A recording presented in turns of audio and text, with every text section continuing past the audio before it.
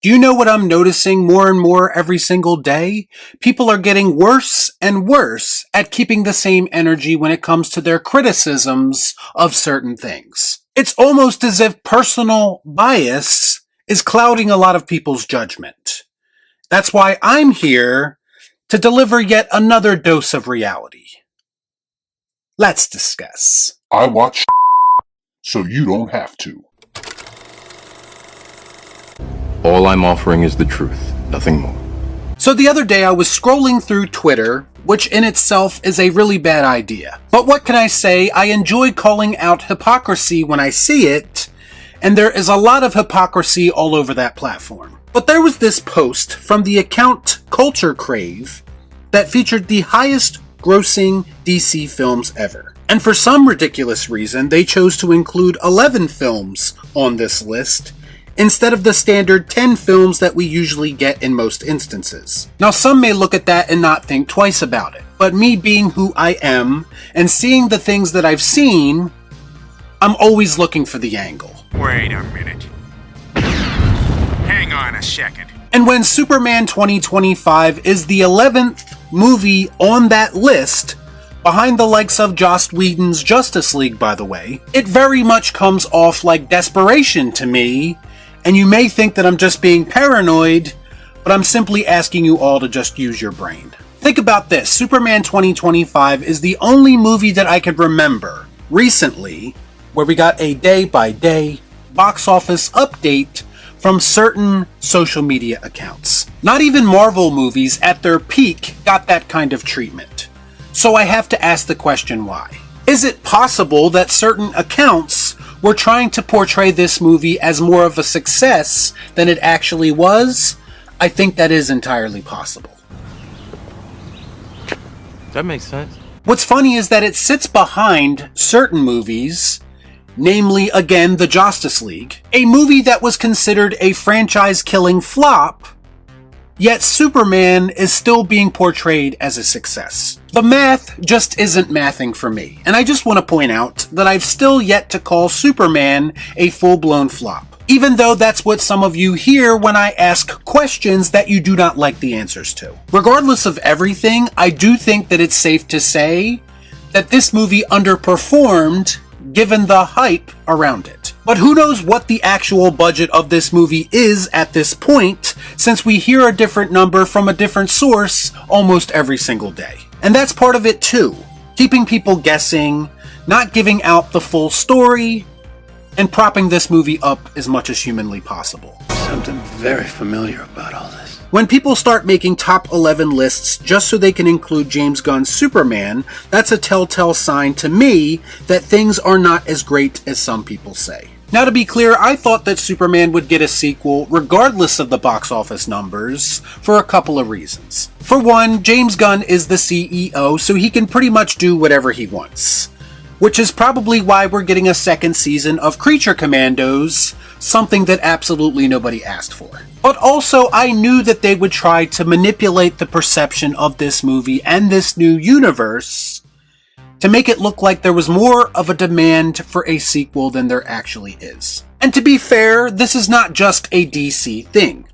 Marvel recently said that they are going to be doubling down on the Fantastic Four, which also underperformed, because they feel like it will gain a following on digital and on streaming when it is released. And you know what? Movies getting a second life on a different platform other than the theater is not unheard of. But at the same time, we cannot write off box office numbers completely, because while box office is not a good indication of the quality of a movie, it is a good indication of people's interest in that brand. If people are truly interested in something, they will show up multiple times to watch it in the theater, and no amount of excuses is going to change that. That being said, regardless of general interest in James Gunn's Superman, which is debatable, we are apparently getting a sequel to that movie in 2027, almost exactly 2 years after the release of Superman. Again, a very quick turnaround when you consider the time and effort that should go into building a proper sequel. James Gunn took to social media to make the announcement. Apparently, the sequel will be titled Man of Tomorrow. And based on the art that was also shared, some are speculating that the film will focus around the relationship between Superman and Lex Luthor. You didn't see that coming.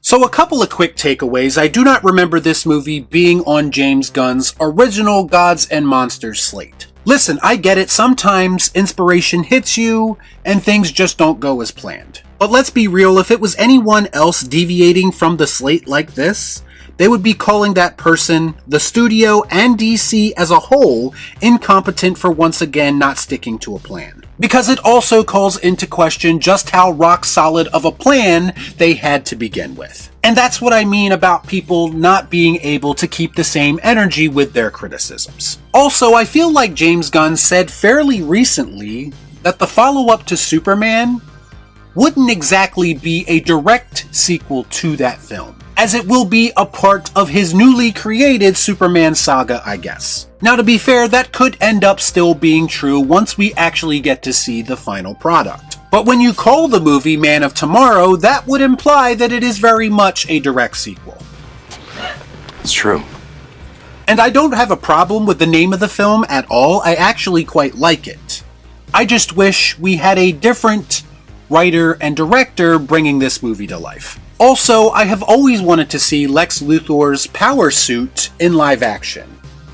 Maybe not necessarily in this capacity, and a lot of people are predicting that this film could feature Superman and Lex Luthor in a more frenemy kind of relationship. Perhaps being forced to work together in an effort to overcome an even greater threat. And if we were getting a cold and calculated Lex Luthor, instead of the man-child Lex Luthor that we got in Superman, I might be excited for a story like that.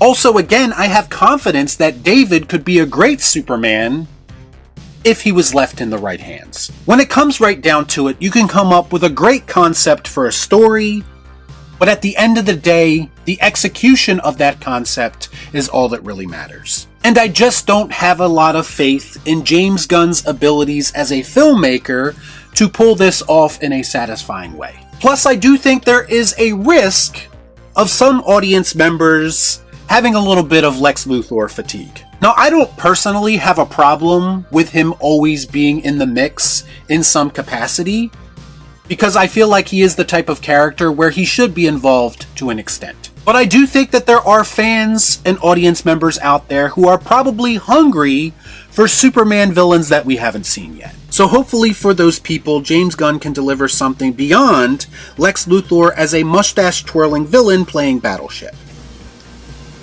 So you're telling me there's a chance? If James Gunn is to be believed, this is supposed to be the second film in a 4-film saga based around Superman in some way. We also have Supergirl on the horizon and Clayface, which I hope are more filmmaker driven and feature limited James Gunn creative involvement. Still feel like it's kind of a weird slate of films to kick off your new expanded universe, but also, as some people pointed out, if The Batman Part 2 does in fact finally go into production, it is entirely possible that we will be getting a Superman film and an Elseworlds Batman film in the same year, which I feel like could actually end up backfiring on WB and James Gunn, because it is entirely possible, even likely, that whatever Matt Reeves is cooking up will make James Gunn's Superman sequel look like child's play. And I'm talking about both from a tonal standpoint